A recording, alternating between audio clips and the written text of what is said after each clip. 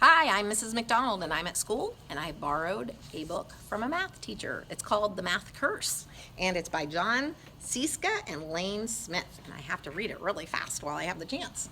So, did you ever wake up to one of those days where everything is a problem? You have 10 things to do, but only 30 minutes until your bus leaves? Is there enough time? You have 3 shirts and 2 pairs of pants? Can you make one good outfit? Why does everything have to be such a problem? Why do 2 apples always have to be added to 5 oranges? Why do 4 kids always have to divide 12 marbles? Why can't you just keep 10 cookies without someone taking 3 away? Why? Because you're a victim of a math curse. That's why. But don't despair. This is one girl's story of how that math curse can be broken. So, there we go. And here's the dedication. Maybe you can figure it out. It says, if the sum of my nieces and nephews equals 15 and their product equals 54, and I have more nephews than nieces, how many nephews and how many nieces is this book dedicated to? And that's from John. And if I divide the number of years my dad was an accountant, 30, by the number of years I needed help with my math, 30, I get 1 dedication for Dad from Lane. Here we go. On Monday in math class, Mrs. Fibonacci says, you know, you can think of almost everything as a math problem. On Tuesday, I start having problems. I wake up at 7:15. It takes me 10 minutes to get dressed, 15 minutes to eat my breakfast, and 1 minute to brush my teeth. Suddenly, it's a problem. If my bus leaves at 8, will I make it on time? How many minutes in 1 hour? How many teeth in 1 mouth? I look in my closet and the problem gets worse. I have 1 white shirt, 3 blue shirts, 3 striped shirts, and that 1 ugly plaid shirt my Uncle Zeno sent me. How many shirts is that altogether? How many shirts would I have if I threw away that awful plaid shirt? When will Uncle Zeno quit sending me such ugly shirts? I'm getting a little worried. Everything seems to be a problem. I take the milk out for my cereal and wonder, how many quarts in a gallon? How many pints in a quart? How many inches in a foot? How many feet in a yard? How many yards in a neighborhood? How many inches in a pint? How many feet in my shoes? I don't even bother to take out the cereal. I don't want to know how many flakes in a bowl. Mrs. Fibonacci has obviously put a math curse on me. Everything I look at or think about has become a math problem. Not too happy. I try to get on the bus without thinking about anything. But there are 5 kids already on the bus. 5 kids get on at my stop. 5 more get on at the next stop, and 5 more get on at the last stop. True or false? What is the bus driver's name? Mrs. Fibonacci has this chart of what months everyone's birthday is in. Which month has the most birthdays? Which month has the fewest? Why doesn't February have a W? Don't you think this chart looks sort of like a row of buildings? Do you ever look at clouds and think they look like something else? What does this ink blot look like to you? The whole morning is one problem after another. There are 24 kids in my class. I just know someone is going to bring in cupcakes to share. We sit in 4 rows with 6 desks in each row. What if Mrs. Fibonacci rearranges the desks to make 6 rows, 8 rows, 3 rows, 2 rows? I count the 24 kids in our class again, this time by 2s. Jake scratches his paper with 1 finger. How many fingers are in our class? Casey pulls Eric's ear. How many ears are in our class? The new girl, Kelly, sticks out her tongue at me. How many tongues are in our class? I'm about to really lose it when the lunch bell rings. Unfortunately for me, lunch is pizza and apple pie. Each pizza is cut into 8 equal slices. Each pie is cut into 6 equal slices. And you know what that means. Fractions. If I want 2 slices of pizza, I should ask for A, 1/8, B, 2/8, C, 2 slices of pizza. What is another way to say 1/2 of an apple pie? 2/6? 3/6?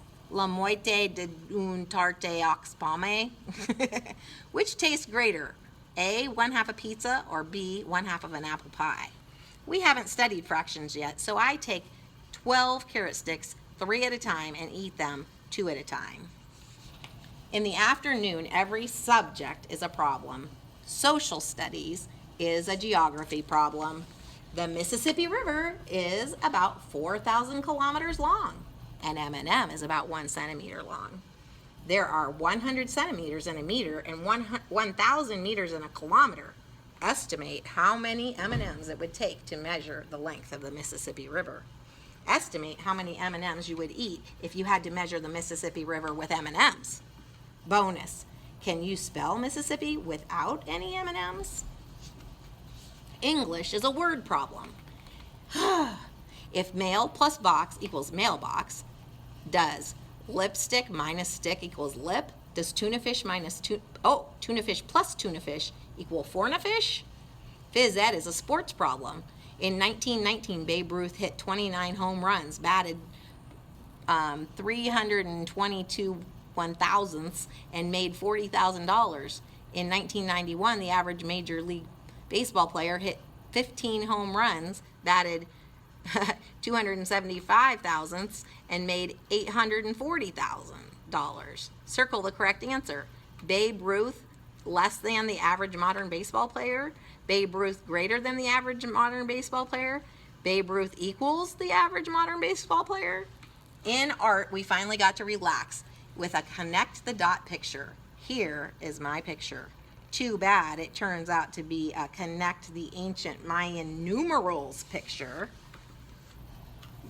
Math is just a total problem. Mrs. Fibonacci says there are many ways to count. She asks us to give some examples. Russell counts on his fingers. 1, 2, 3, 4, 5, 6, 7, 8, 9, 10. Molly says 2, 4, 6, 8, 10. Mrs. Fibonacci says, I always count 1, 1, 2, 3, 5, 8, 13. But on the planet Tetra, kids have only 2 fingers on each hand. They count 1, 2, 3, 10. And on the planet Binary, kids have only 1 finger on each hand. They count 1, 10. What are the next 5 numbers in each sequence above? Do you think Mrs. Fibonacci has been to the planet Tetra? How would you bowl if you lived on the planet Binary? We are just about to go home when Rebecca remembers the special birthday cupcakes her mom made. Oh, there are 24 kids in class. Rebecca has 24 cupcakes. So what's the problem?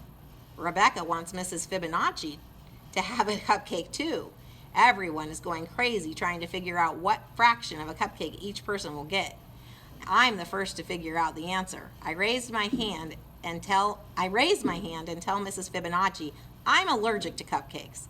Everyone, all 24, believes me and gets 1 cupcake. No one, 0, has to figure out fractions. I stagger out of school. I'm a math zombie now. I have to find something to break this math curse. I decide to try chocolate, but my favorite candy bar is usually 50 cents. But guess what? Today it's on sale for 50% off. Negative b plus or minus the square root of b squared minus 4ac over 2a, where a is the number of letters in your first name, b is your age, and c is your shoe size. I decided to buy licorice instead. I pull out my money. I have a $5 bill, a $1 bill, a quarter, and a penny. George Washington is on both the quarter and the $1 bill. Abraham Lincoln is on both the penny and the $5 bill. So which is true? 1 Washington equals 25 Lincolns? 5 Washingtons equal 1 Lincoln? 1 Washington equals 100 Lincolns? Or 1 Lincoln equals 25 Washingtons? Don't forget to show your work. Extra credit. How do you think Thomas Jefferson feels about all this?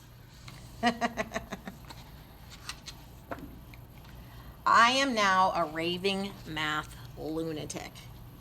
What if this keeps up for a whole year? How many minutes of math madness would that be? What's your problem, says my sister.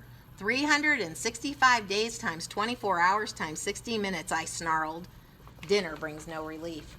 While passing the mashed potatoes, Mom says, what your father says is false.